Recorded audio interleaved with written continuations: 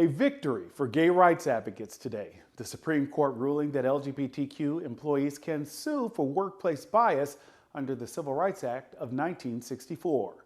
Lauren Blanchard is in Washington with more. Monday, a big win for the LGBTQ community. The Supreme Court finding federal law protects against discrimination for gay and transgender employees after the Trump administration sought to roll back protections put in place under the Obama administration. The 6-3 ruling, which included conservative Justice Neil Gorsuch and Chief Justice John Roberts, says in Title VII, Congress adopted broad language making it illegal for an employer to rely on an employee's sex when deciding to fire that employee. We do not hesitate to recognize today a necessary consequence of that legislative choice. An employer who fires an individual merely for being gay or transgender defies the law. However, Gorsuch warned this may not be the last word, that employers who raise religious objections may have another case.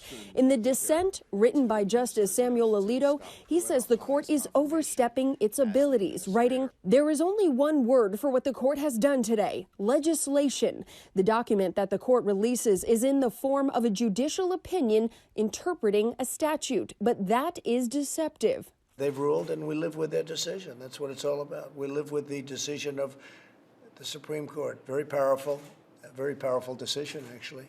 The ACLU celebrating the decision in a statement, writing, "The court has caught up to the majority of our country, which already knows that discriminating against LGBTQ people is both unfair and against the law." The Supreme Court has other big items on their docket, including the future of DACA, which protects so-called dreamers, and whether or not the president needs to disclose his financial record. Local members of the LGBTQ community say that this decision is a huge win that should have happened a long time ago. I think today's decision was huge. It was huge for our community. I feel like our country as a whole is moving forward, and we are seeing dramatic and much needed change. And I think that this is a good sign for more positive change to come.